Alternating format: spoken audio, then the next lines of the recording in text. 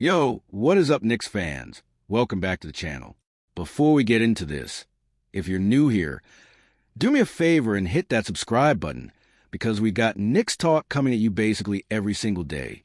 And if you don't want to miss anything, that's how you stay in the loop. Okay, so today we got to talk about something that honestly has me a little fired up. We are coming off the first championship this franchise has seen in over 50 years. 50 years, guys. Let that sink in for a second. And instead of just sitting back and enjoying it, the front office is already out there working the phones because, let's be real, banners don't offend themselves. Mitchell Robinson is gone, and that leaves a hole in that front court rotation that somebody's got to fill. Now here's where it gets interesting, and honestly, here's where it gets a little annoying for me. There's a report floating around suggesting the Knicks could be a landing spot for DeMar DeRozan. Yeah, that DeRozan, future Hall of Famer. No doubt about it. The man has had an incredible career, and nobody can take that away from him. But I need you guys to actually think about this for a second before you get excited. DeRozan's whole game, his entire identity as a player, is built on having the ball in his hands. Mid-range shots, isolation plays, getting to his spots. That's who he's been for over a decade, and that's not changing at 35, 36 years old. The problem is, we already have OG Anunoby and Mikal Bridges locking down the wing spots as starters. DeRozan isn't walking into this roster and taking either of those jobs, and he shouldn't. So the only role available for him is coming off the bench, in a lesser role, in fewer minutes, doing less of what made him great in the first place. And I don't know about you, but that combination worries me. A guy who needs volume and touches to be effective, stepping into a smaller role on a team that just won it all playing a totally different style of basketball that is not automatically a smooth fit just because his name is recognizable. On top of that, this man is not a knockdown three-point shooter. Never has been. In today's NBA, in this era where spacing wins championships, bringing in a bench piece who can't reliably stretch the floor feels like it's working against everything that got us the ring in the first place. Look, I get it. The name sounds exciting. DeMar DeRozan on the Knicks, it sounds good in a headline. But sounding good and actually helping this team are two completely different things.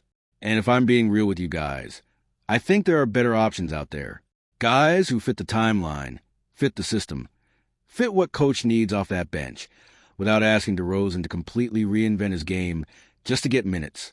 Now let's talk about the timing of all this, because I think that matters too. The front office clearly knows they can't just run it back with the exact same group and expect the same result. We've watched it happen in this league over and over.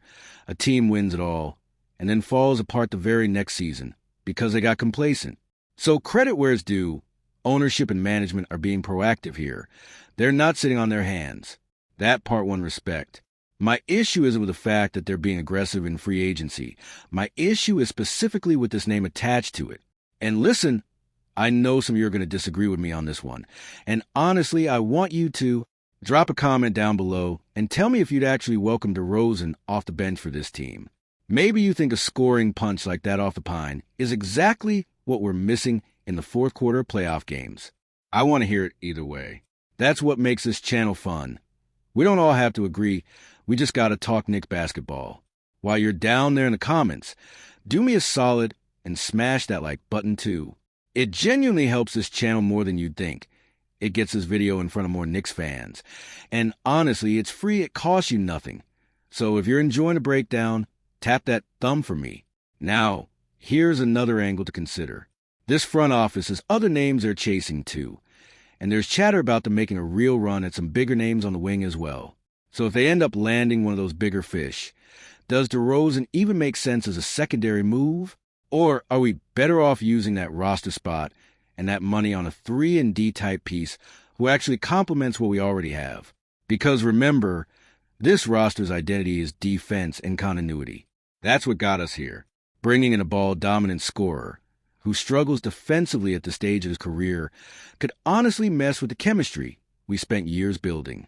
That's the part that really gets me fired up about this whole idea. We didn't win a championship by accident. We won it by building a specific identity. Guys who defend, guys who move the ball, guys who buy into their role.